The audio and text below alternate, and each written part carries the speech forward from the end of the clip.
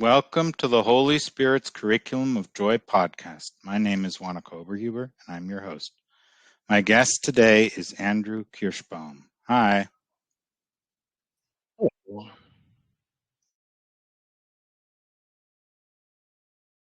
So I would like to begin with a question I like to ask every guest when they come the first time. How did you come to see the world the way you do today? So I've basically dedicated my entire life to finding the good feeling that the opposite of enlightenment gives. In other words, I suffered, and so I sought from age 8 to 27. And when I was 8 years old, I remember turning to my mom and telling her that I felt depressed. And she said, "Sweetie, what do you mean you feel depressed? You're 8 years old. What are you feeling?" And I said, I feel as though I'm separate from the rest of the universe, and it's the loneliest feeling ever. I think many of us have that feeling of suffering and seeking, and I think many of us call it depression, when in fact it isn't always technically that. It's just the feeling of being separate from the divine, or separate from the one being, or nature, or whatever you want to call it. So I had a shift in perspective, what most people refer to as enlightenment, about 5 years ago.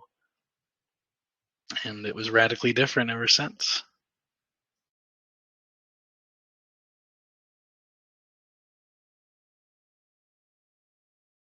Would you like to go into more depth about the whole thing? I could go on for about 400 hours, so I usually respond well to very precise questions, or else I kind of mirror in my response the depth or level or brevity of the question. So if anyone has any follow-up questions on that, I can go into detail for as long as they'd like.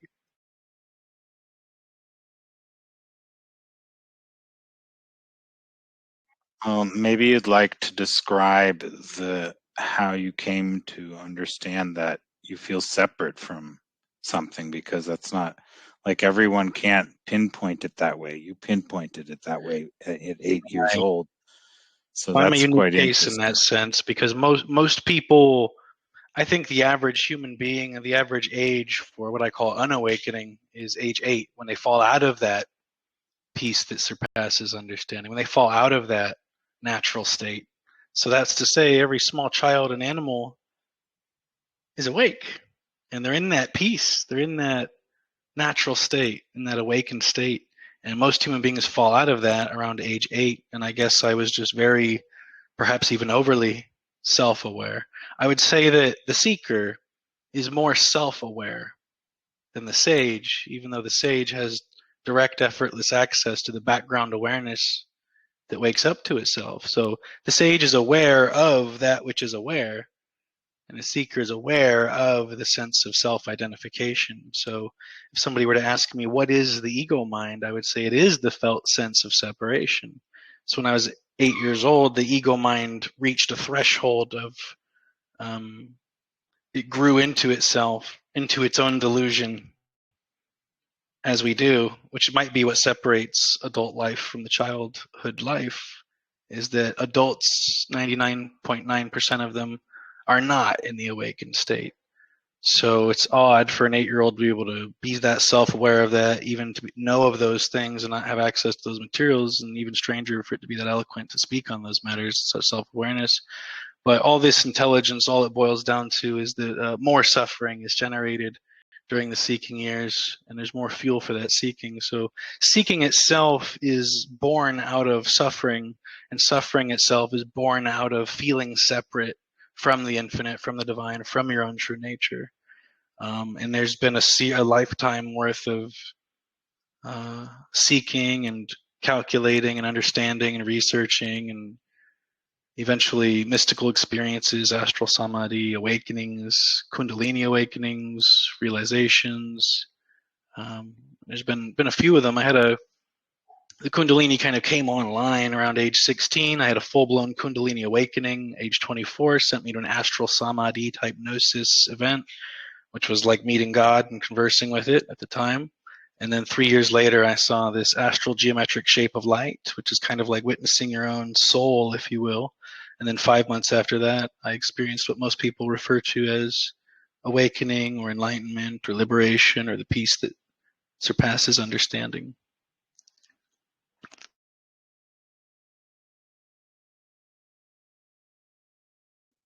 Yeah, that's really, those are terms that not everyone is acquainted with. So you might want to explain it a little more, these experiences, these different types of experiences, and you speak of it as if it has levels, as if you start with one and then it goes to the next and so on. Maybe you'd like to expand on that in terms of how you experienced it in particular. So I have experiences, and I have a kind of mapping system of this. Just from having been through this, the mind starts to automatically map things out. So I would say, as far as levels, there are levels of, a lot of people question me when I say realization is sudden. They say, what happened to me gradually over years? But they don't realize we're talking about realization and not understanding or something like that. So I would start with saying, first, there's belief. I believe Santa Claus is coming tomorrow morning down my chimney. He's going to put presents under my tree. I have a belief in Santa Claus. Um, Level 2 would be understanding. So I understand that there's, someone, so a seeker might come to me and say, well, I don't have any experience with this. I don't know if you're telling me the truth, but I understand that there might be something to this. I'd like to see if it's the case, or like to explore it. They're open to it. So understanding requires an openness that belief doesn't, but it's still not there yet. So understanding is beyond belief, and knowing is beyond understanding. You can understand that maybe it rains or it doesn't, but you can also look out your window and go, oh, it's raining. And for all intents and purposes, without getting too much into the meta epistemological weeds on it, we can claim that we know it's raining if we look out the window and we're justified in believing that it's raining. Beyond knowing, and ultimately there's no such thing as knowledge really, but beyond knowing there's gnosis, which is knowing for sure, which is being in samadhi and conversing with God or with a divine intelligence. Having an astral projection, you know for sure that this is beyond the brain. You know for sure that these realms aren't just stories, that they're at least something everyone can experience with infinite profundity. But none of that is yet enlightenment. And then finally, the thumb is different than the other fingers. And there's realization. And realization is beyond even gnosis. And realization is sudden. One does not gradually realize that the snake is a rope. The moment they realize the snake is a rope, it's quite sudden. And the same thing with enlightenment. It's quite sudden, if not unexpected, and in a way, it's not even shocking because it's a remembering of your true nature.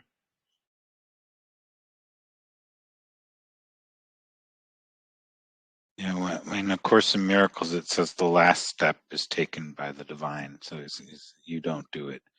You can prepare yourself. You can do all these things to be open for it, but you will not be the one doing the last step. So like you're saying, it's sudden. Yeah, you do not know when it's there, when it will come. But when it's there, it's there. Yeah. Absolutely. And something I would add to that is, when I had the Kundalini awakening at 24, the Kundalini went from the base of the spine up to the crown and beyond. And then when I saw that diamond shape of light later on, it seemed like the Kundalini energy had kind of went up into that shape and stayed there.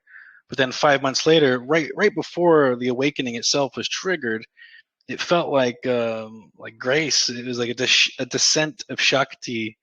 It was kind of like a very thick blanket of staticky energy on the wind or in the atmosphere, just kind of fell and draped the landscape in every direction as the Buddha's robes. So in other words, what I'm suggesting is that it's primarily an energetic shift and not primarily some brain physiological thing. Yes, it changes the way the brain functions. Yes, it changes the biochemistry and the way the default mode network structures itself. But too many people are stuck on this materialistic paradigm of, oh, well, there's a physical separate thing called a brain, and it has everything to do with that. And it's cool to know those things and map it out that way. But we are talking about a dream brain. And so I think it's fundamentally, one of my roles is for the audience is to suggest or to very confidently imply that this is what we call enlightenment is primarily a sudden, energetic shift in the feeling tone that flavors the rest of the lifetime. So awakening itself is more of an emotional shift than primarily an intellectual one. Someone can know all the things a sage knows and not feel that way. And what they're really looking for isn't something to know, they're looking for a feeling. And that feeling is essentially oneness. Yeah, and in A Course in Miracles, it speaks of the teacher of God as the primary trait of a teacher of God is to trust. So is that something that you noticed that became your primary trait? Yeah, absolutely. Trusting in God, trusting in reality, trusting in the scripted nature of all this, and it's hard to put it into words and explain it to a seeker because they think it's conditional. And so I tend to say things like, "Listen, even if I get hit by a bus and I'm bleeding, like I need you to know everything's okay. Like you can trust even that. Like regardless of what it looks like, you can trust what's going on behind the scenes because what's running the show in actuality is infinite love." And so why couldn't that be trusted? Infinite awareness, infinite bliss, infinite energy, infinite love are the qualities of God. And a lot of people say that awareness or God doesn't have attributes or qualities, but that's not entirely true because it does have qualities, characteristics such as inherent goodness, infinite love, infinite mercy, infinite awareness, and yeah, everything's connected with infinite foresight. Everything's perfectly balanced. Anyone that goes into the hard sciences deeply enough sees the fingerprints of God all over everything, whether they like it or not.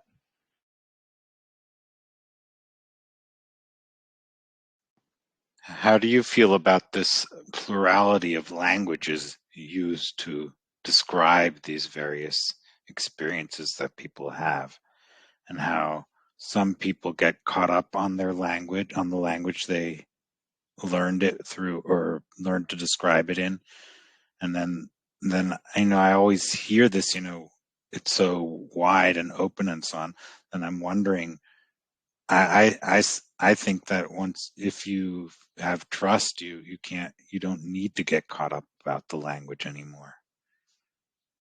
So the language is like a conceptual framework. I call it the frame around the painting. It's like, does the masterpiece painting really need a gold frame? No, it doesn't need it at all. Is it a little nice to have a little extra? Sure, I was fortunate or blessed enough to have all the conceptual framework mapping there prior to this event happening. So I was very well groomed. It was very smooth. I was very lucky in that sense. A lot of people will come into this and not even know what happened to them, for starters, and then maybe go into the conceptual afterwards, even though they're already in that state. I was feverishly, ravenously seeking precisely this my entire life, basically. So when it finally came, I was fortunate enough to have it in that proper context and be able to immediately speak on it.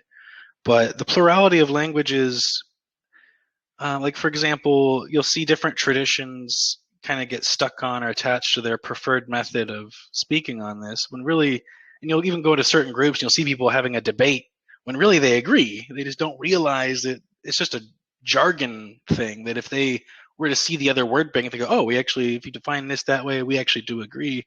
So I tend to say things like, I speak the language behind languages. I worship the religion behind religions. There's a shared truth, and that shared truth can best be mapped out with confidence experientially. So anyone that's just dryly speaking from a book and they have no experience on it, I can see why that would turn people off and why certain traditions end up the way they do. Conversely, we can see things like in the radical non-duality community, for example, where it's really important to them how they word it. And you'll see a lot of people, regardless of what level of their awareness, they'll get stuck on kind of the word game of it, and they'll lose sight of the actual goal, which is to shift the awareness, not just to get the words right. I could teach a parrot to say anything. I could teach a computer to say anything. It doesn't mean it's having the same experience as someone who was originally speaking from that perspective, perhaps. For example, in radical non-duality and in Zen, they'll both say things like, don't use the word no, as in, oh, I know. But then if you go to Advaita Vedanta, they say awareness, being, and knowing are the same thing. So even though they're talking about the same thing, they're using two very different sets of word banks, and a lot of people get stuck on that. They don't realize what's actually going on is we're talking about levels of awareness, and we're talking about experiences and realizations that really are so far beyond words that to get stuck on any given word bank is kind of missing the point. And I see a lot of that in many traditions. So one of the methods I actually give seekers, because they're used to going to these radical non-dualists who won't give them any breadcrumbs, they just want to starve the sense of me, and that has its own place, you know. But when someone's really looking for something, one of the methods I would actually recommend is to kind of hop around from tradition to tradition or expression to expression as it resonates. A few days here, a few days there, a few months here, whatever your feeling is. If you're doing a certain meditation, you're doing it for 20 years and it just doesn't resonate with you, why would you be doing anything ever? It doesn't resonate with you. So I find that strange. People should do what works. People should do what resonates with them, and they should follow that inner guidance, because technically that inner guidance is divine, and it's tied to our purpose and where on the chessboard this particular piece is supposed to be and what it's supposed to be doing in that greater scheme. So we shouldn't try to be like anyone else. We should try to be this character with its inner guidance aligned. And sometimes that means hopping from this place to this place or expressing things differently even. Yeah, I think that's really important. And in A Course in Miracles, it speaks of it that the message is what it's about, not the form.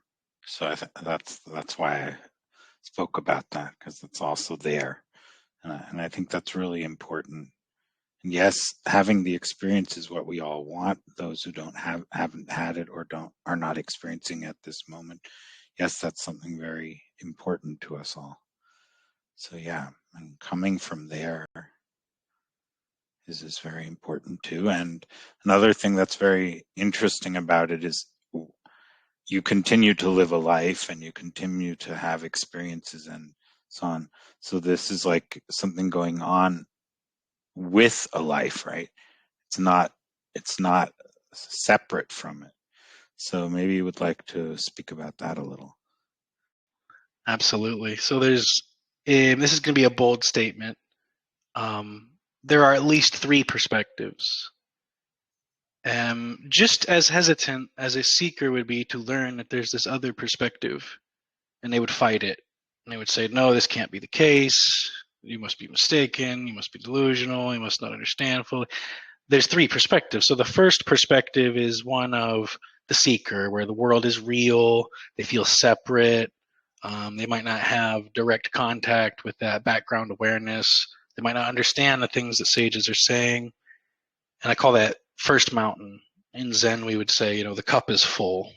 But in Zen, they also say, you're supposed to empty the cup to refill it. Or as Jesus would say, the cup runneth over, after a certain point when anointed with the holy oil.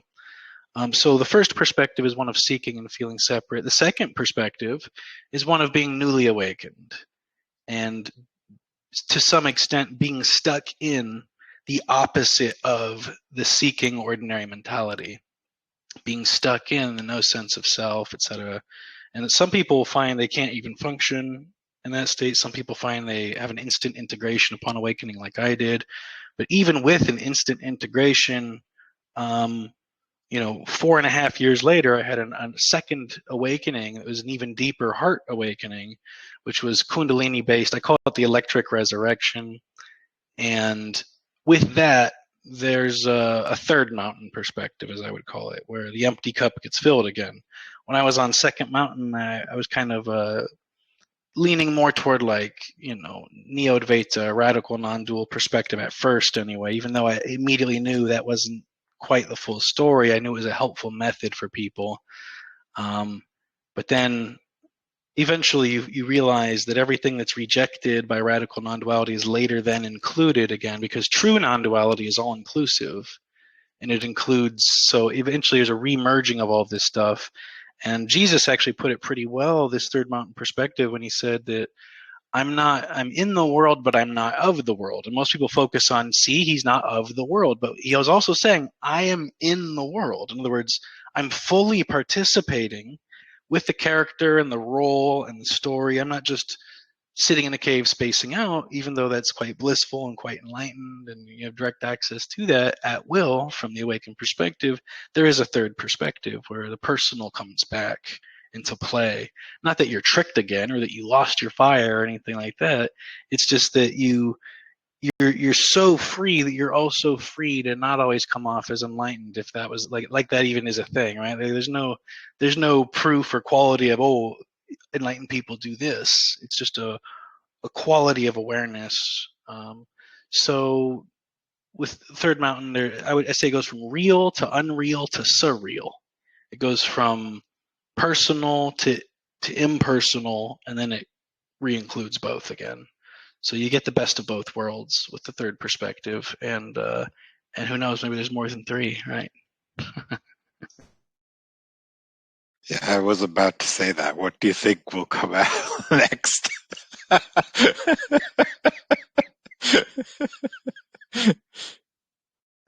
Yeah, if I were to theorize about they always talk about a head awakening, heart, and gut. So it's like, well, if stream entry, if the peace that surpasses understanding is the head awakening, and I know a lot of people at this point in the story, they would go, well, wait a minute. As soon as I had my awakening, I was very infinitely loving. And it was like, yes, but even that can deepen with a proper heart awakening. And then perhaps there's a gut level awakening. If I had to theorize, I would say it's most likely to do with respecting the body, being fully embodied, and having the body fully calibrated in a way that can maximize the bringing in of the qualities of God or the qualities of that background awareness more and more into the body, into the personality that's walking around town interacting with the world. Sounds like you're looking forward to that. It's always good to look forward. In Zen, they say this way is up. In other words, looking forward is up. As you ascend, you're always looking forward. Right? I would used to say things like stumbling forward on diamond stilts, because none of us are doing anything. We're just being dragged along the train tracks, if you will, as the train itself. There's only one doer, and that would be what most people would call God. So for us, to the extent that we are that, yes, we are all equally the one doer. Beyond that, though, we are all being moved. We are all figments within God's daydream, essentially. But it's more of like a fantasy. So human beings are the beloved of the divine, as are all things. And this is essentially infinite because everything is infinite. So there's never a beginning or an end or a middle. But with that third mountain perspective, first mountain would say, well, I'm becoming enlightened. Second mountain would say, oh, no, everyone's already enlightened. Call off this search. But with third mountain, there's a realization like, okay, everything already is the case. And there's this apparently arising appearance of becoming as well. And so again, it's just it's an instant, effortless reintegration of the personal and the impersonal realms, and it's seen that they too are not two, and that resolves itself, and you find yourself comfortably, ordinarily, kind of back to where you started, but with having gone through every kind of level of realization in that sense. So there are additional levels of samadhi or magnitude of awareness. But overall, if somebody has one non-dual shift, you get the message. So if you had 20 additional non-dual shifts, it would just be, yeah, this, okay. It wouldn't be this mind-blowing radical change in your world. It would just be, okay, yeah, more of this, a little deeper of this, okay. I wouldn't even say that what I experienced was a second non-dual shift. It was more of a kind of a Kundalini heart-based type of thing. But it did bring me to that third mountain perspective that I knew was kind of on the brink anyway. You can't just stay in the impersonal over time. I mean, you could, but it wouldn't be quite as functional. So people that get stuck that way, it's not like something wrong happened, but there are additional, more matured, seasoned layers to the non-dual understanding for sure that are more inclusive. And there's a lot of talk about ethics within the non-dual perspective, and there's many non-dual perspectives. I mean, according to languages we were speaking of, not according to experience, of course. So, yeah. So what do you say to this whole debate about ethics?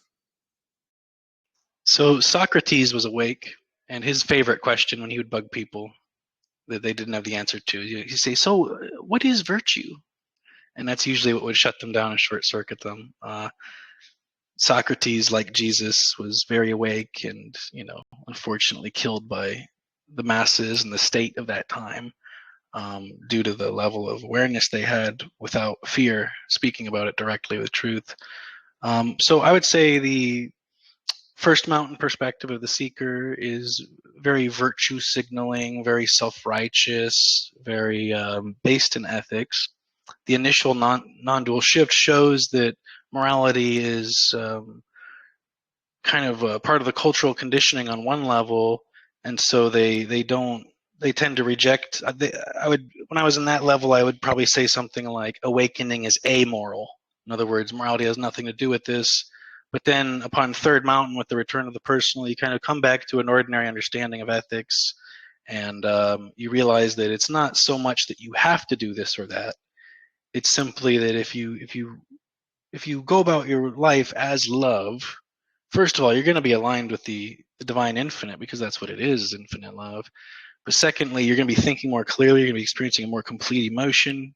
Your body's going to be in better health. We're engineered to do this, to be altruistic. And it isn't just one or the other. So many people get stuck on talking about it metaphysically and energetically, or they get stuck on talking about it physiologically and hard science based. And it's both. Even if you looked at it from a material science perspective, we are engineered and evolved to be altruistic as self-aware social primates. And from the other perspective, those are the qualities of God. And so the more you bring that into your day-to-day life, the more you can be aligned with that. And another way to put it in a deeper sense is, if you have a deep enough realization of what's going on and who you are, you're only going to behave as a saint would, because there's no choice. You see it for what it is. The same reason you don't just start punching yourself or putting yourself down in your head. It's the same reason. It's like you realize it's all one being, and it's not just a theory or, oh, there's this philosophy I'm going to live my life by, and so that's why I should behave this way. After a certain point, it's so instantly confronting you without having to calculate or anything like that. It's just so obvious that you are everyone. And so you always have everyone's best at heart. You always have the best intentions. You're always operating out of love, just from having realized what you've realized. There's no choice. Yeah, something from A Course in Miracles again. Are you rather right or happy? Is one of the things that it says in A Course in Miracles. Yeah, absolutely. It's there comes a point where you have to kind of look at that, because it's like, okay, yeah, you can be the smartest guy in the room, win every debate, but where are your friends and family? Why are you so alone? It's like, it's the type of thing. It's like, in the end, love is the answer. The heart is always the final answer. Sometimes I'll say things to people like, well, awareness is the final word on it. And they'll say, what about love? And I'll say, okay, you got me there. That's a better word. Because even just being, some clever guy, really mapping it out and having all these, it's like the whole point of there even being a dream world is for the social appearance of love, and for God to love itself as the many is why we're here. How it's being done is a play of light and energy that doesn't actually exist, because awareness doesn't actually move. So the unmoving awareness pretends to move. That's why in the beginning it rejoices and says, let there be light, and it was good. Because it's saying, look, I'm playing and it's working. Because this can't actually happen, but I'm manifesting the miracle. And the miracle is the universe that we seem to inhabit. Because this can never be the case. There is no universe. That's why one of the Course in Miracles guys wrote a book called The Disappearance of the Universe. because there never was one. That's the realization. The disappearance is him realizing, oh, there can never be one. So the fact that there seems to be this infinite universe full of infinite beings and infinite configurations, that's the miracle. Because from my perspective, it's realized very directly, this can't be the case, but it can seem to be. And that's the true miracle. That's beyond walking on water. The fact that we're even having this conversation is, there's infinite gratitude for the appearance of the two in that sense, knowing full well there isn't.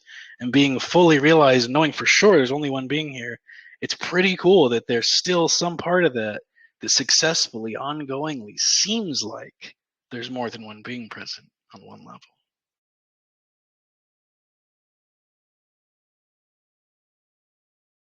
So does anyone have any questions at this point?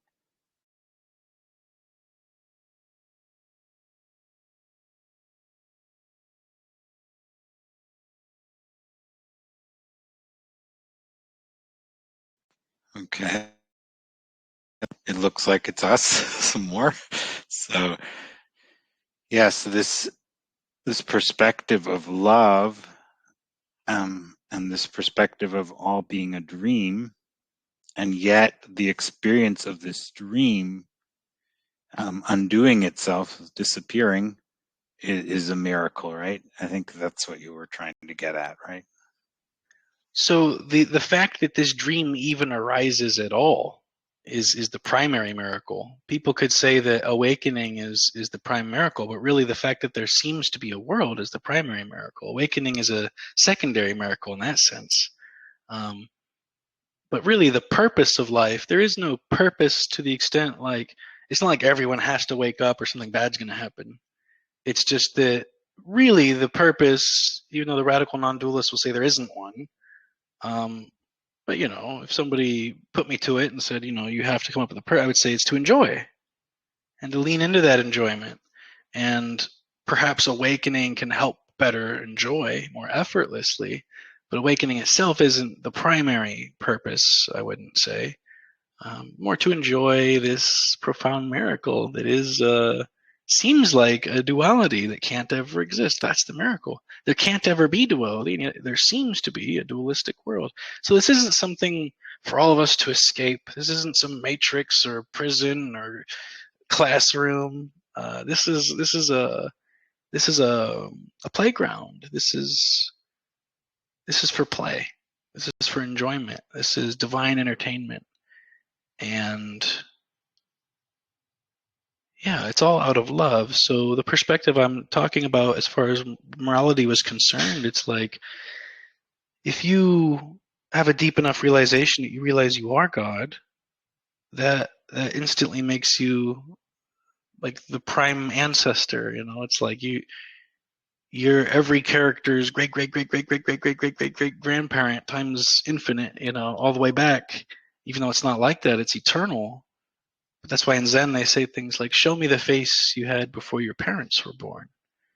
Because we all come from the same source, but there's no separation. And so you can't even call it a source because there's only a oneness. Nothing came from some secondary thing. And, I used to channel as well back as a seeker. I know the Course in Miracles is channeled by, supposedly by Jesus. And somebody channeling an entity calling itself Jesus or channeling Jesus directly. And when I would channel, the entity would call itself Logos, which is a Christian term. I'm kind of a Buddhist guy, back then. And Logos meaning the word or reasonability or figuring it out itself. And I come from a very Buddhist perspective, and yet all my mystical experiences were surprisingly Judeo-Christian, which is interesting. Here I am, this hyper-Buddhist Vajrayana type guy, and I have that Kundalini awakening, and I get launched into astral samadhi, and it's like Bugs Bunny goes to heaven, and the level of cliche. I was like, oh, this is what you'd expect heaven to look like. Like, okay. And then upon awakening, it happened on a Sunday, on Father's Day, in the year of the rooster, which is another symbol for Jesus or Lucifer or awakening or the dawn or the sunlight. So I find that very strange. had an awakening on Father's Day on a Sunday, which is a very Christian kind of metaphor or undertone, as this very, very Buddhist guy. It's always interesting.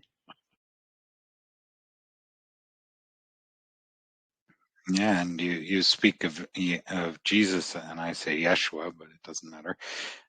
So you have a connection to that way of looking at it, this way of experiencing the infinite through this symbol of wholeness, of completeness, of human awareness that we experience as Yeshua, right?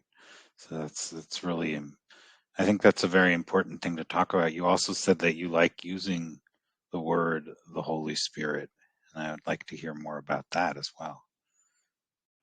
So it's kind of goes back to that first question where we're talking about getting lost in the weeds of jargon or different word banks and how we lose people along the way if we only stick to one expression. So if you only use one traditional way of expressing or one way to talk about this, you're pigeonholing your audience into a 40th of what it could be type of thing. So I just try to open my audience up by speaking about it in as many possible ways as possible. And especially in the West, if I'm going to use some word like Kundalini, people will be like, you lost me, bud. And like, oh, the Holy Spirit. Like, oh, okay. Yeah, that feeling of aliveness, that life force energy.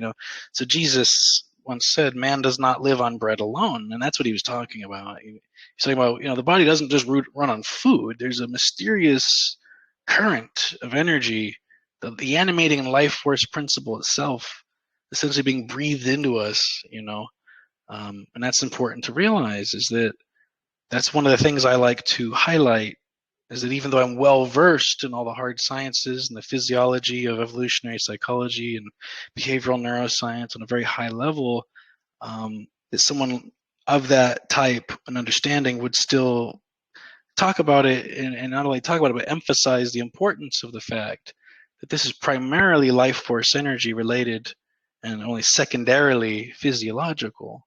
So when he says, let thine eye be single and thy body full of light, and things of that nature, he's talking about a layer of reality most people don't want to talk about.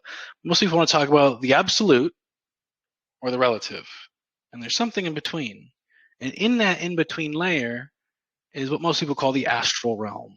And basically, you can do something called guru yoga, which is where the name is misleading, but it basically means you can tap into that higher realm and you can tap into the energetic signatures of past living, it doesn't matter, masters, and you can download the essence or flavor of their qualities or their blessings. So, for example, you could access the archetype or the being of Jesus, and in doing so, on a certain level, the debate doesn't even matter. Like, was Jesus ever a person who ever even lived? It doesn't matter.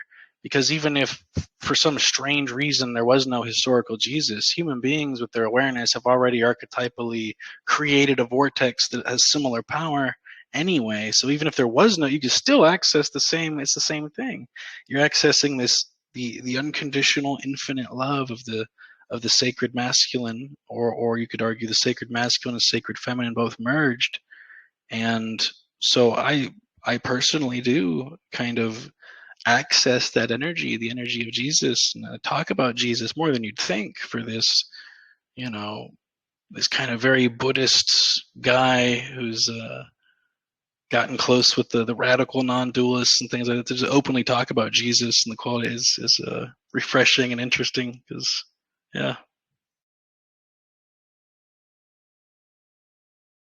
Yeah, of Course in Miracles is also non-dual, and it speaks of Yeshua all the time. So it's a very beautiful thing to share about this. To say yes, the non-dual has many flavors when you go to that level, as you were sharing about.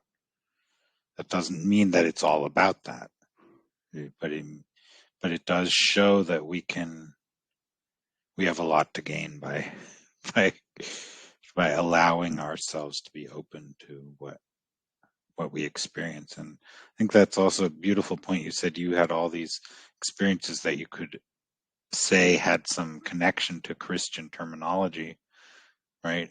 And Christian symbology.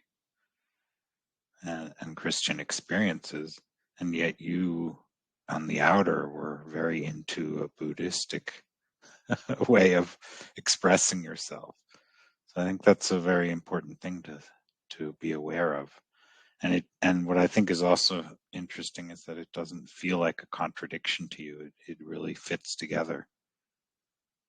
At first it kind of felt like it did. Like, because here I am, this guy that words it all perfectly, maps it out perfectly for everyone else. People come to me to see where they're at, things like that. But then it was kind of stuck in my head because, like, it was like, okay, like, I was still in the seeking mode when I had these experiences that would indicate that, like, there's things like reincarnation, there's things like a realm of beings of light that still maintain some level of individuality, and then you're confronted with that versus the radical non-dualists always forcing the language regardless of context, regardless of the subtle nuance that's being missed. They're like a toddler with a gun in a way, which is beautiful. I appreciate what that group of people has shown the world, etc. But it's not the final say. There's additional layers, and basically they always look at the language contradicting itself. Well, language will always contradict itself. Language itself is inherently dualistic. So there is no perfect way to put it in words. It doesn't exist. So anyone stuck on this idea of like, well, we got to put it in the words perfectly. You can't say that, but you can say this. It's like, no, every word will miss this equally. Every word will hint at duality when there isn't any. So we have to get beyond that and realize in all humility and courage that language is sloppy and dualistic, but we're going to use it anyway.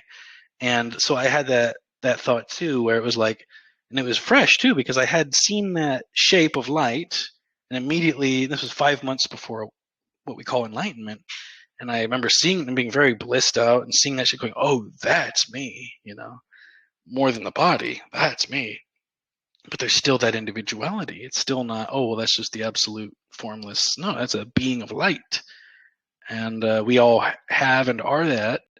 And then 5 months later to experience awakening and to be in that radical non-dual community of people expressing as I'm trying to express, and them looking at it kind of funny, like, well, how does that go hand in hand? And I did a few talks where I talk about all my experiences.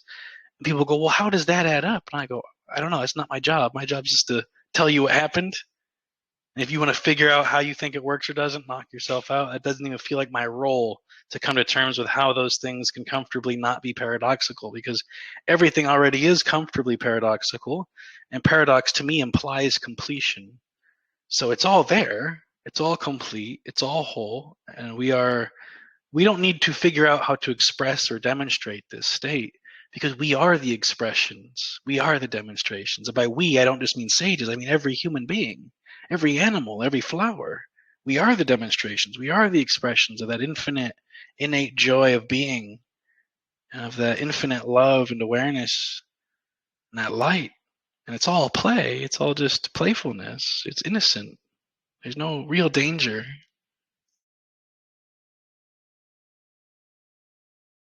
Yeah, it says in A Course in Miracles that words are twice removed from reality. So it also confirms that. Okay, we have someone who has a comment or a question or something to share.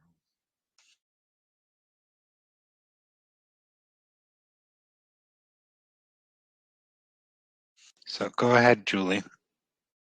Oops, sorry, I didn't realize I was on mute. Thank you for sharing all these ideas. I've been listening here, and I can get there. I can get to these high level ideas and beliefs and this, commitment to be in this place. But what I find is every day I'm so challenged by other people, by conflict, by strong emotions, by things that I didn't want to have happen, you know what I mean? Disciplines, whatever. But I start out my day fully committed. And then, each breakdown along the way gets me to a point where I can't feel it anymore, so then I start the day over. But like, I don't know what you do to, not get, I guess, pulled into the duality or pulled into the human, part of this journey. So everybody thinks that they're a human being in a world of duality that they don't like. that they're trying to escape to enter into the formless absolute, as if that's the point, when in actuality the formless absolute successfully escaped as us, and that this is the freedom to enjoy and experience as if more than one being. And so it might be very counterintuitive, but the whole purpose is to experience our own ordinary, messy human life with all of its wonder and beauty. And the thing about it that, sorry, go ahead. Were you going to say something else before I go into more detail on that? No. Okay. So the main thing I would have to say is that a lot of people will ask me questions like, why is there so much suffering in the world? Why am I in so much pain? Why is there so much misunderstanding? Why is there so much drama or conflict in my life? And the ultimate answer to that is actually that pain, suffering, drama, conflict, understanding are all the major anchor points of realism for the dream of separation to manifest itself as seemingly real. In other words, the dream itself is so not real that it is desperate to appear as if it is real. And so it has to go to some extreme measures to do so, because you all along know that you are God dreaming and can't be tricked.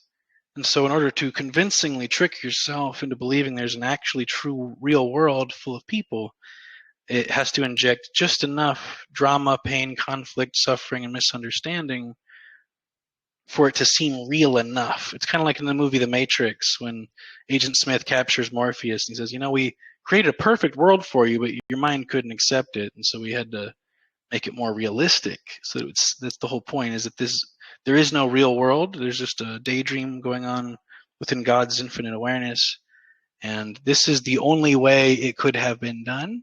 I promise you that. This is the best world for all dream beings considered. And anything beyond that, if you want to go anything more specific, I can. So when the challenges come up, those are, how do you handle that? You just, you observe them and not react to them and move above them? There'll be one way of responding. Another way would be a more third mountain perspective. That would be to play the game from a different angle. So if you ever played a video game, you'll notice that as you get better at playing the game, the levels will get harder and harder. So it's really just an invitation into how to more skillfully manage our lives. I know it's a tall order, and I'm not saying that the lives of sages are perfectly put together or well neatly packaged, because they're really not. They're quite ordinarily comparable. It's just a different level of awareness. So really, it's not so much that the external factor is other than it should be. There's a trusting that everything is precisely how it should be. The only difference in perspective is the feeling tone, which is being projected based on what it's seen. So we're all always constantly projecting, and no matter what stage of awareness we're in, all of us are all equally constantly projecting. The way where it differs is what is projected is based on what is seen and felt. So what is seen or realized might change what is felt, and then what is felt will change what is projected. But we are always constantly all projecting. All right, thank you. I'm going to think on all that. I appreciate it.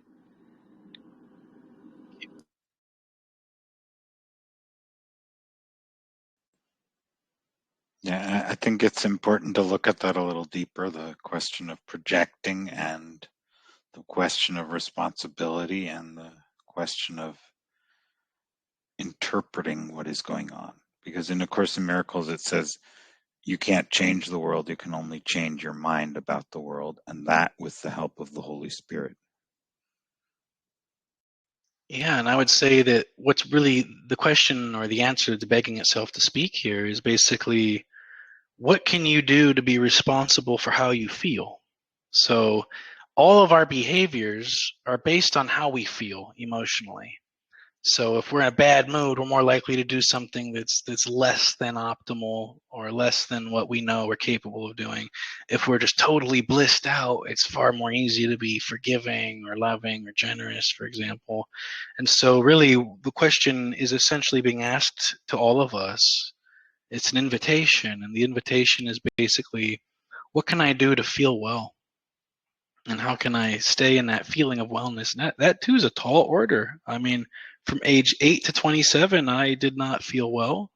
And I was suffering tremendously and seeking ravenously. And only after awakening did it feel like I had the edge taken off enough to functionally even live my life. So it is an important question. But then other people will wake up and find themselves debilitated by that on a practical life level sometimes. But really, to align with God's love is the answer. So if somebody is in tremendous pain and suffering and all the negative emotion, and they're at their wits' end, and they've tried all the techniques they already have in their mind, and it's not working. They tried their medicine, their breathing technique, whatever it is, and their vitamins, their diet, and they're still profoundly suffering. The quickest, most direct path I can give is when you're in that moment, simply be love.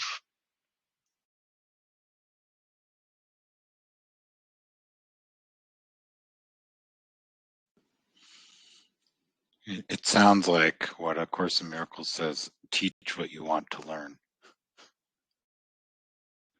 Yeah, pretty much. And in Zen, they say the same thing. There's an old koan about that. He said, well, this guy's in a real bad mood. What should you do about it? Go cheer him up. It's like, what would you do to yourself to fix that? Or not fix it, but it's like, if you're feeling down, what you should do is go lift people's spirits. If you're feeling sad, you should smile. There's a whole, in Tibet, they talk about happiness not as something that happens to you, but a skill that you master over the course of your life. And I think that being happy is a lost art form. And sure, you can make it easier after awakening, but awakening is not the end-all, be-all, final thing. Before, during, and after awakening, no matter what step you're on, you can always invite yourself to enjoy more, to invite yourself to be more loving. And really, that's it in a nutshell, is lean into bliss, lean into enjoyment, and be love fully.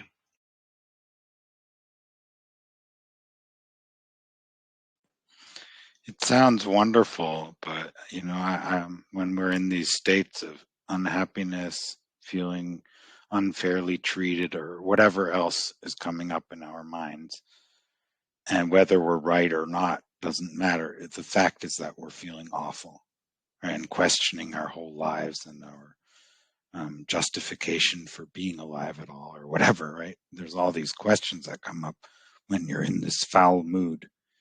The question is, so how do you step into that other perspective that you're speaking of? Because it is a different perspective, obviously, because when we're in that state, we don't have that perspective. And another thing to say, it's kind of similar to the question of how do we escape all this duality? And it's really like all this duality is the escape. So the question is basically, how do I escape negative states? How do I avoid feeling half of all human emotions? Is another side of the question. And here it's all included. So sages flip out too, they just calm down quicker. They get real sad sometimes, but they snap out of it. It's just a quicker reset. So the intensity of emotion is still there. Like, I don't know what people are led to believe based on the PR campaigns and the perception management of it all, but sages are quite similar in their day-to-day for the most part. They just reset quicker, and that background state is more readily accessible, and so things aren't as sticky. So things move quicker, and they're less tethered by them. But the goal, to be clear, is not to escape all sadness in life, to escape all fear or anxiety in life, to escape all anger in life, to escape all conflict in life, to escape all misunderstanding, pain, drama, suffering, conflict. None of that is being avoided here, for example. If conflict arises, a sage is less likely to run away from it. But it's almost an impossible task. It's like saying, how do I feel enlightened without being enlightened? It's like, well, you already are enlightened. That's part of the joke, is like you already always have been. It's just that it might not be readily felt on a conscious day-to-day level. So the best thing you can do is basically realize that the antidote to a negative thought is not a positive thought. The antidote to a negative feeling is not a positive feeling. The antidote to feeling is not feeling. The antidote to thinking is not thinking. And you can reset into that neutrality to the extent that you can. So the invitation would be to reset by experiencing the felt sense of no self, by turning the self off. How do I stop suffering? Turn the self off. Turn the default mode network selfing of the conscious ego mind, logically seeking, verbally inquiring within, chattering to itself. The answer is to do the impossible, which someone in this state can do effortlessly, but it's to stop the mind. Even if you're in the, let's say someone's in the seeking state and they ask that question, even just to shut the mind off for 5 seconds goes a long way. Just to lean into being very aware, enjoying, without the word concepts in the mind. So turn the words off in the mind, just be aware. No thoughts, no feelings, just pristine awareness and the felt sense of no self. In Dzogchen, we call it pointing out instructions. If you've never had that, if you've had a deep glimpse of that no self, then you can lean into that and ramp it up and kind of amplify that feeling of what it's like when there isn't the self present. The body is functioning, awareness is functioning, everything is functioning except for that primary delusion that we call the separate sense of self or the ego mind. So what can be done to escape the world as it is? The world is perfectly the way it is, and it shouldn't be changed, and it can't be changed. And that's just part of how the world seems real to us. So there's actually not a problem. But if you're trying to feel well, you can try to lean out of the selfing tendencies. And that's why to focus on others might be a good practical example of that. Instead of thinking about our own self and feeling about our own self, to go be of service to somebody else might be a good way to snap out of that, for example.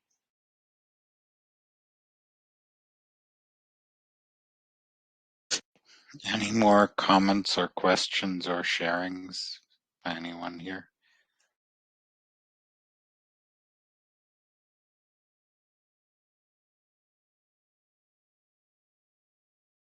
Go ahead, Henry.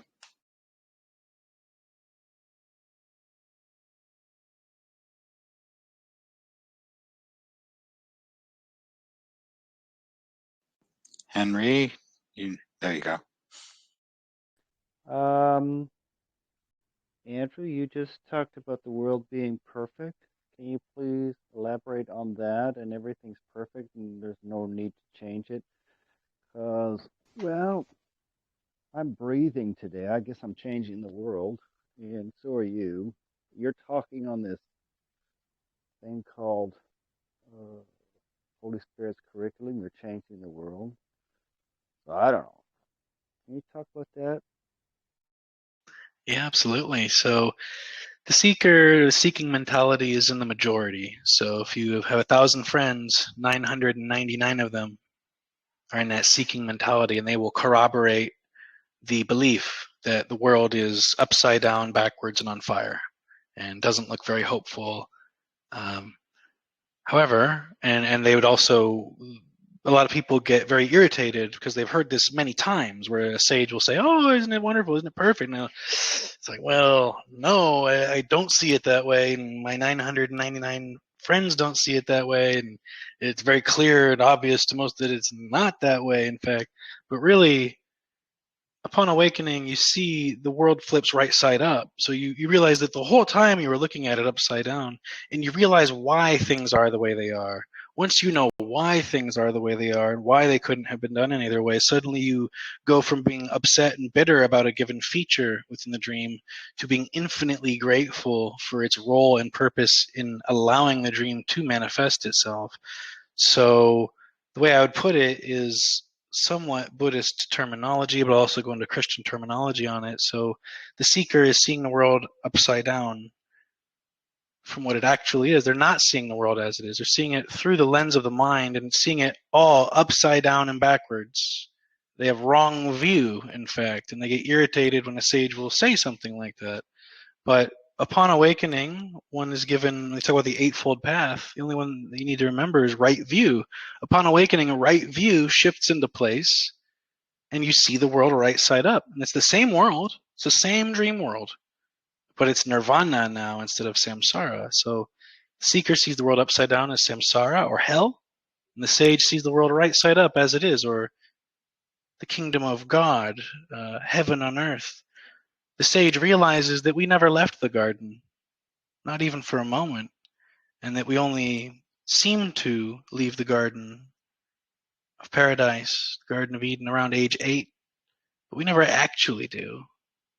And so the world is perfectly the way it is. It couldn't have been done any other way. Your choices as God were either have absolutely nothing forever, or this as it is, precisely as it is. So then to flip the question is, which one would you prefer?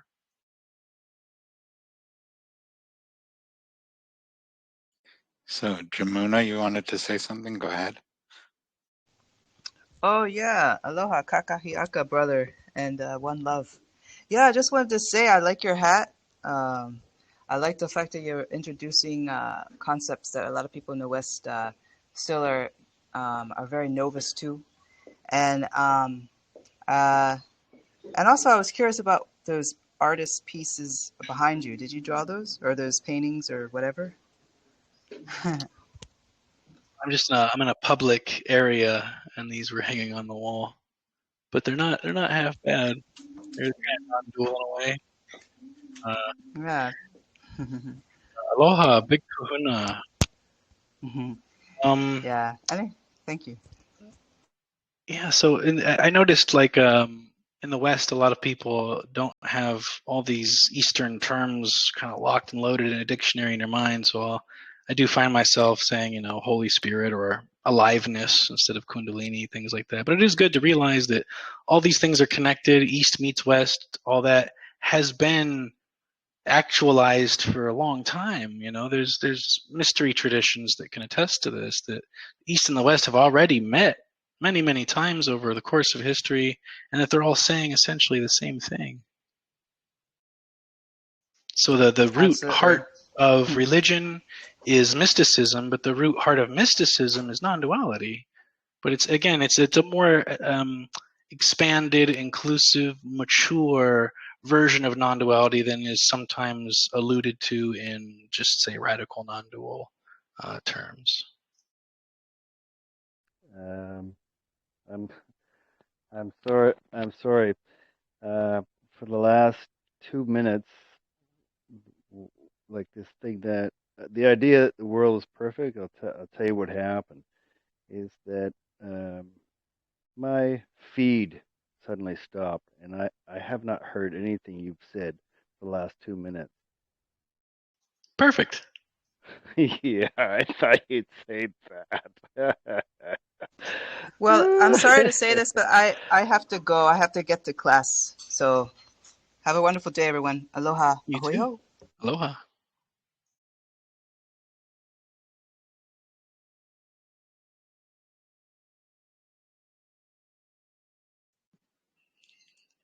Yeah, the world is perfect as it is.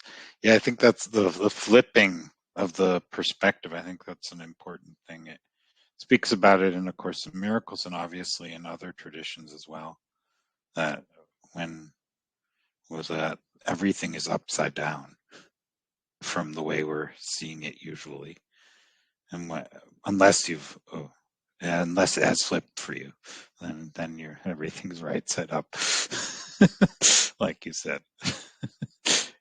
Yeah, it's very true. And I had a very strange emotion. I remember about a week after I woke up, I was sitting there and I realized I was experiencing the nostalgia of having suffered. In other words, I missed the suffering that wasn't present, which is the craziest thing for a human being to say out loud to anybody, right? A very strange set of words, because you first thought, well, you must not have suffered. No, like intense suffering your whole life, and then when it stops, part of you will miss it. When I was a teenager, I used to make that joke. I'd say, when you die and go to heaven, you're going to miss your knee pain. People go, what the hell are you talking about? But that's part of the experience here, is that what we call pain, drama, conflict, suffering, misunderstanding, those are all functional divine blessings. And it's very, very hard, if not impossible, for the mind to see that. But just imagine a world without hate, because that would mean a world without love.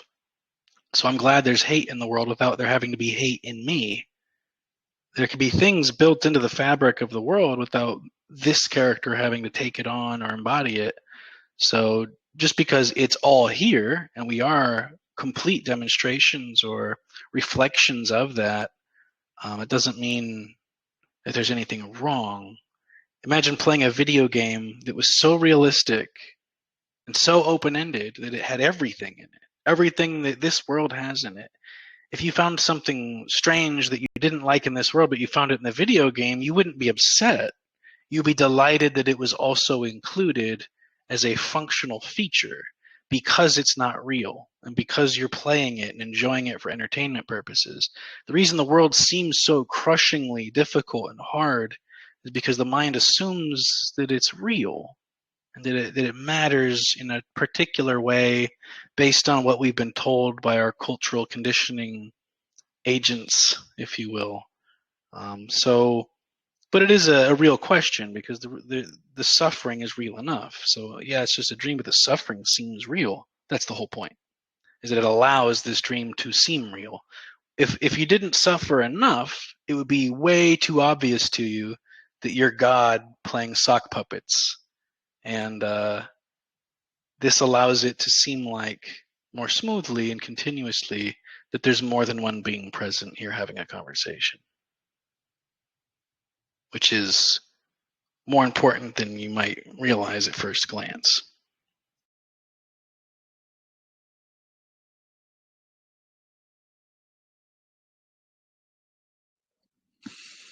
How does one respond to such statements?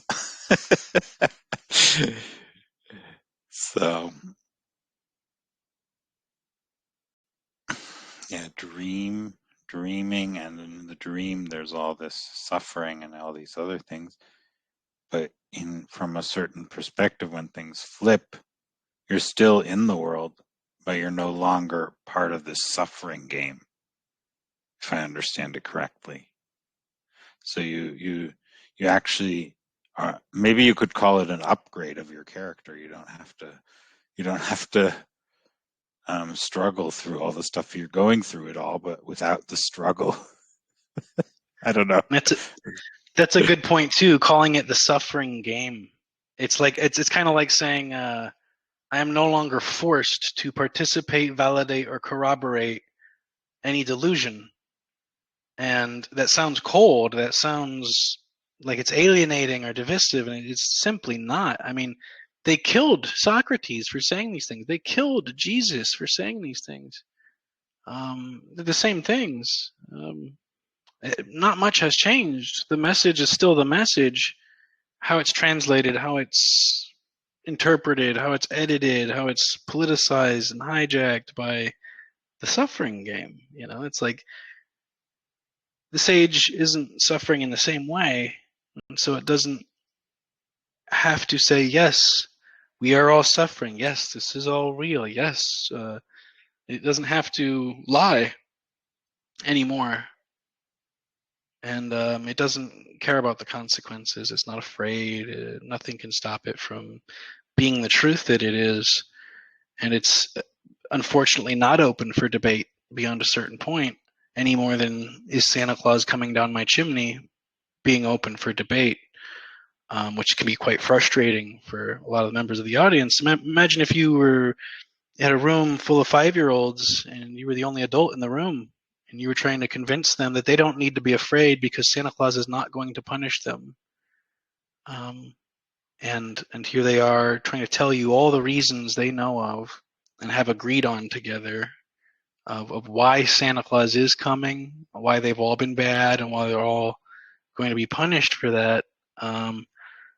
Really, there is no doer other than God. So there's only innocence, and it's impossible to put this into words. The mind will fight the words of sages.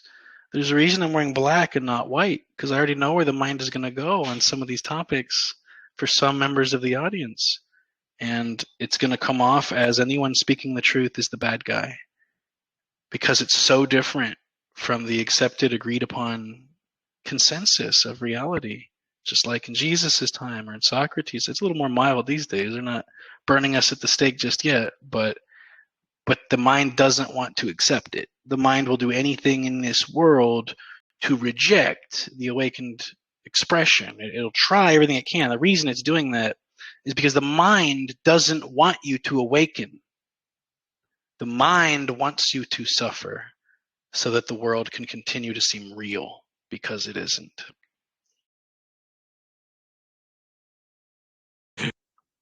Yeah, I think that's a thing. It's mind-boggling for of course, it's even more mind-boggling when you hear it the first time. It's like, oh my God.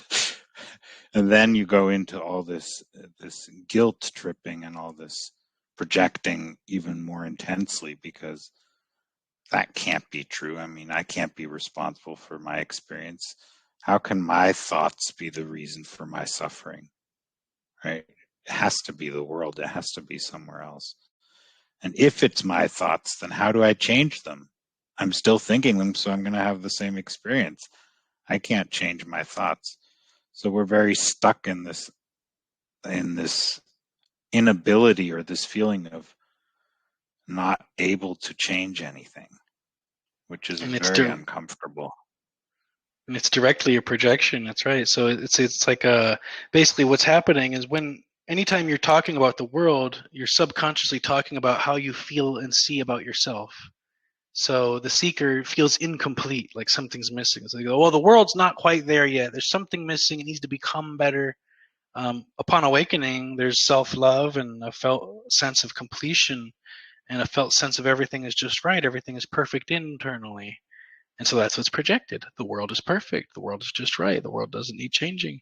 It's not just a projection of feeling. It is tied into that realization of that shift in perspective. So it's not just one or the other. They just go hand in hand. But everyone's always projecting, and what they're projecting is how they see and feel, particularly about themselves. So anytime anyone makes a comment that's projected, they're always talking about their own inner state. And that's what enlightenment really is a shift in the feeling tone internally that is as permanent as the rest of the lifetime. Another important topic that comes up when you speak about these things is the idea, when you're saying everything is perfect, people will say, well, then you won't do anything about the suffering. You won't do anything to end the suffering for others or for whatever else. And that would be awful. So what do you say to that? And then I'll let the others have their comments or questions, but I'd like to hear something about that first. Yeah, so it appears like I'm helping people. It appears like, so basically that too is perfect. That urge within us to go help the world is part of its own built-in, already there perfection. There's a sufficient amount of that within the dream for that part of the dream to remain functional. Just as there is a sufficient amount of chaos within the orderly parametered coding of this matrix world we're in, this dream, this virtual reality, this divine daydream of love that we're in. There's enough chaos, there's enough pain, there's enough of everything needed for it to function. And that's the part most people don't notice. They say, well, how is this perfect for just this one character, me? It isn't. Not yet. Nor will it ever be catered to one particular character. Because then what would be the point in having a world if it's all catered to one being? Then they would just simply not be in the universe, because there's only one being to begin with, already infinitely, completely catered unto itself. So the whole point of this entire thing is, how do I, as God, create a world where it seems like there's more than one being present in a way that can continue to function as that type of play? And that's what's occurring. That's what you did. That's what you're doing. And that's why.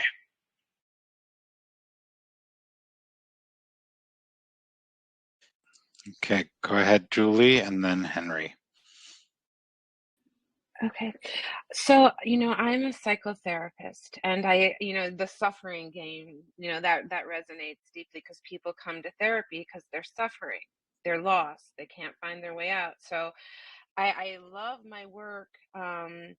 And, you know, my goal with everybody is to help them get self-awareness so that they can see their role in it. The problem is, you know, the work to me seems like how people get so stuck in the pain and wounds and, you know, traumatic experiences or, you know, whatever, that they can't see beyond it, or, you know, worrying about what's to come from this point on. You know, they just get so, you know, the suffering, this, I hear you. And the idea of using our feelings kind of as a guidepost and not getting stuck in it, because we have to, people have, you know, strong feelings, we have feelings, but it's about using them as a guide as opposed to, um, what would the word be? Like, I just feel people so often just get stuck in them, you know.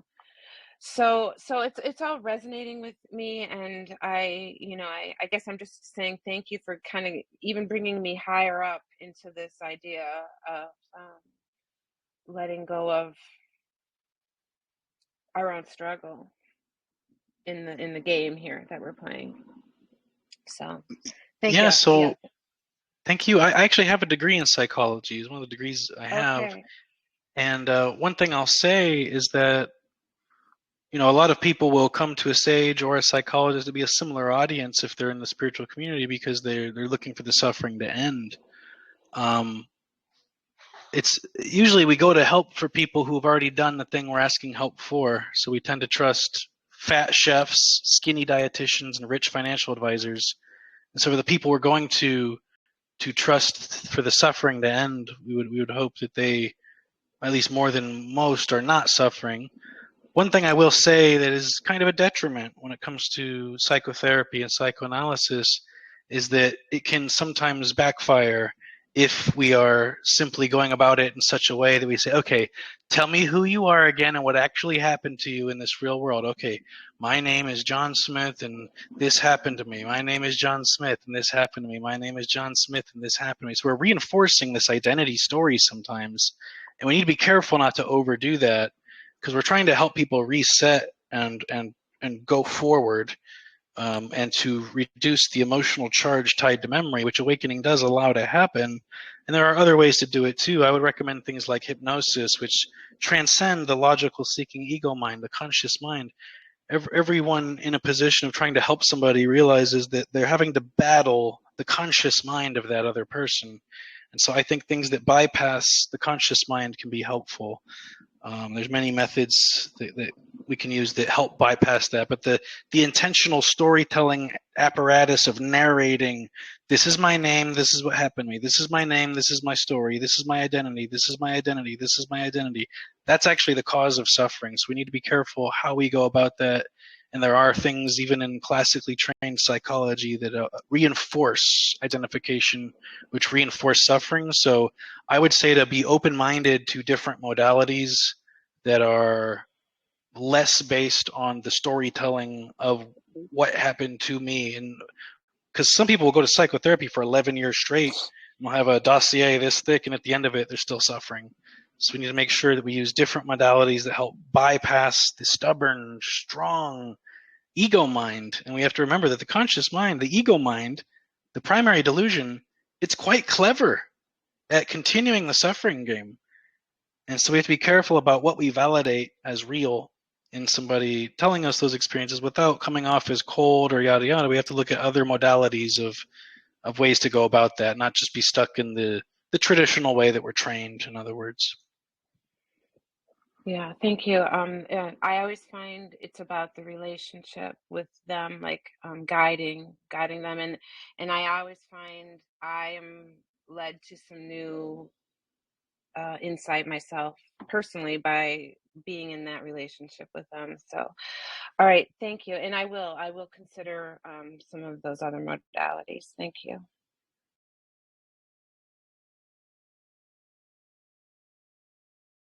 So go ahead, Henry. You wanted to say something? Yeah, as it's still active, I didn't lose it through the. I really liked what Julia and you, Andrew, were talking about. It's great stuff. Um, So, kind of bouncing with this idea back to the idea that the world is perfect. Like, for me, that's not acceptable. I'm not going to do that. That's your deal. That's still where, like, you and I have different ideas. That's all right. I don't care. So, here goes. A miracle changes this world. He's shaking his head. Go ahead. So in A Course in Miracles, it says that a miracle is when something unreal is deleted, essentially. And what we're talking about in this case, you could argue through the lens of ACIM logic, is that which is unreal that's being deleted is the ego mind, the primary source of the delusion, that which has wrong view, that which never did exist, and yet is somehow being deleted, a miracle unto itself. There never was separation, and yet that feeling goes away. And again, A Course in Miracles defines, at one point anyway, it defines a miracle as deleting something that isn't real from the dream world. And I think it's directly talking about the delusional ego mind in that sense. So the mind of a seeker will do anything in this world to validate its suffering as real, ironically. And so, of course, this is to be expected. Like, this isn't... anyone who's been doing this long enough is never blindsided by such a pattern. It's quite to be expected, part of the process even. Yeah, it's going to fight that. And what it's actually fighting, it's fighting for its justifiable reason to suffer. But it's not just for its own sake. It's not just trying to hurt you. It's for a reason. It's trying to keep you suffering enough that you can't notice that there isn't a real world. And it's actually merciful. You seem to probably translate it as, this is a terrible thing that should be different. Why can't I awaken? These other people are in that state. I want that. But really, if the whole world woke up, that too would be dysfunctional, ironically. So what's actually happening is, like I said before, the dream is, this isn't real. And you're probably not able to just take my word at that. I understand that. But the dream is so desperate to appear as if it's real and solid and actual and physical and bound by time and space and full of separate beings that live and die and are born and rise and fall and change. And that's not what's going on. There's one being, God, if you will, and it's trying to forget itself in and as us. And that can look like anything at all rather than nothing.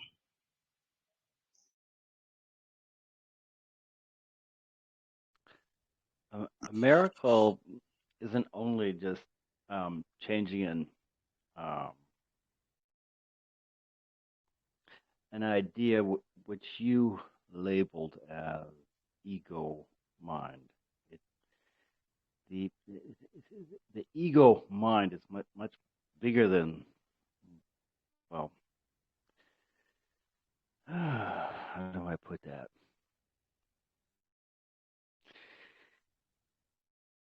The sage is also part of the ego mind. That there would be a sage and there is not a sage is part of the ego mind. So let's say we both had $1 million in our bank account, but I knew how to access it, and I knew that I had $1 million in my bank account. You also had $1 million in your bank account, but you didn't know that you had $1 million. You might even have the password. You might even have the app ready to go, but you just didn't know there was any money in that particular account. And then one day you check it, and to your surprise, there's been $1 million in that bank account your entire life, and you always thought it was a zero. And you wipe the smudge off the screen, you go, oh my God, what? So it's not that there's something different between the seeker and the sage. Both are fully enlightened. Both are fully God. Both are equal demonstrations or expressions of the infinite divine nature. And the seeker and the sage might both even know for sure that there's only one being, and it might know every detail identically. The only difference is what is felt. So there's an energetic shift in the feeling tone that flavors the rest of the lifetime. So in that sense, the ego mind is a feeling of being separate when in fact there isn't any. So the ego mind is inherently deceitful. You might say the great deceiver is the ego mind, and it's lying to you. The brain is lying to the sensibilities, saying that there's a real world, that suffering has something to do with it, and really all of that is just to perpetuate a type of drama. And the reason for that drama is so that the world seems more real than it is. So it's perfect, not in the sense of like once you wake up, your individual life is just perfect from now on. It's perfect in the sense of when you see the big picture, you realize that if you changed anything about the world itself would be less. And so I'm speaking not as a person, but quite literally and directly. From these angles, it would be as if God were speaking from its not just what it knows, but what it feels.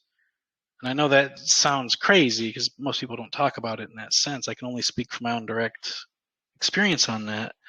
But when you see why things are the way they are and how it's being done, then you realize it's as perfect as it could be. It's the only way it could have been done.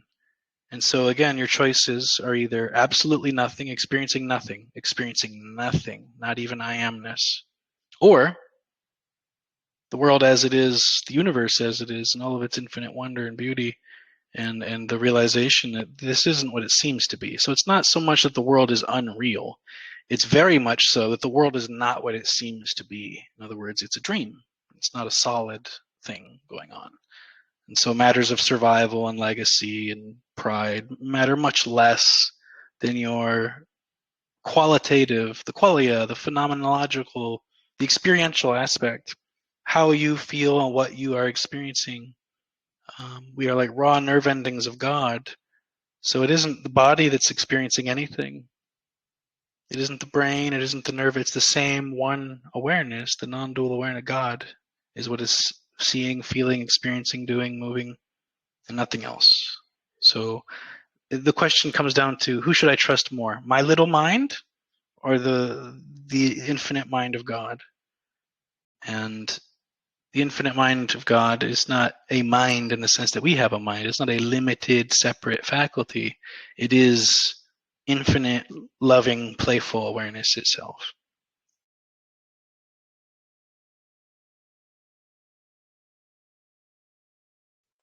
I think that's beautifully summed up what A Course in Miracles is also saying. So either you listen to the Holy Spirit or you listen to the ego. It's your choice. And yeah, but that doesn't mean we know how to do it or that we actually choose or know how to choose and knowingly choose. But yes, that's what one of the points the Course in Miracles is making. And so yeah, miracles. And of course in Miracles there's a whole lot of explanations what a miracle is. But basically in the beginning it sums the whole course. It says nothing unreal exists or something, and everything that is real no matter what. Nothing can change that. So it's basically saying there's no danger here. So all is safe. And I think when what's so funny is, when you're in these awful states of mind, and then you get to hear this voice saying all is well, you're like, you must be totally crazy because I'm experiencing something totally different, right? Yeah, just for the record, I was one of those frustrated seekers hearing these things, and I was just flipping out, on these guys saying the same thing I'm saying now. Years ago, 7, 8 years ago, I was on the other side of that, and I was not as reined in or polite as most of my audience is toward me. I was very fiery and like, no, that's not it. No, you got it wrong. And then upon awakening, he's like, oh yeah, okay, I see what they're saying. It's it can't be told, it can't be argued with, but it can be experienced. There really is another perspective. Yeah. So now it's time to wrap up things because we've been actually talking over 1.5 hours now. So, so thank you so much, Andrew, for joining us here. And you're always welcome to join us live. We join here right now. It's Mondays except for when I say there's a break, but otherwise it's every Monday. So you're welcome to join us as well. And yeah, so thank you so much for joining us, for being here, for sharing this perspective with us and these experiences. Thank And you, what and it thank you means for to the you. audience as well. Appreciate you guys. It's always a good forum to have, you know. So yeah, so thank you all as well from my side for being here, for joining us, for listening, for watching, whatever you're doing. And please subscribe to the podcast, both on podcast platforms and on YouTube. You can subscribe and spread the word and let people know that they can hear these talks, these exchanges, and they can join live as well. And if any of you want to be a guest on the podcast, please contact me and we'll see what comes up. So thank you again, Andrew, and blessings to everyone. Until next time.